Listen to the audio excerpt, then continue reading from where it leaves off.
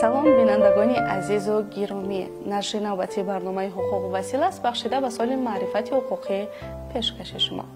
саволи навбати барнома чунин аст: оё соҳаи зиддитилии кишвар барои вокуниш ба мушкилоти ҳуқуқи табиии шахсони беморисид ниҳоди масъул ё равзанае барои муроҷиат дорад?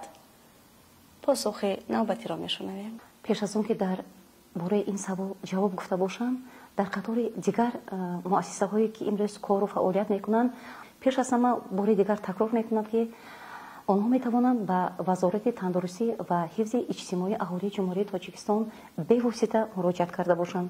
дар бораи равзанаи ягона бошад, ҳаминро таъкид карданӣ ҳастам ки онҳо метавонанд дар телефонҳои мобилии худ аз барномаи мобилии One Impact Tojikiston боргирӣ карда бошанд ки ин як барномаи махсус таҷҳизонӣ дошта мебошад ки барои тамоми саволҳое ки ба махсус барои беморони сил омода карда шудааст, онҳо метавонанд чӣ аз лиҳози ҳуқуқӣ, чӣ аз лиҳози равонӣ ҷавобҳои мушаххаси табибони силшиносро гирифта бошанд.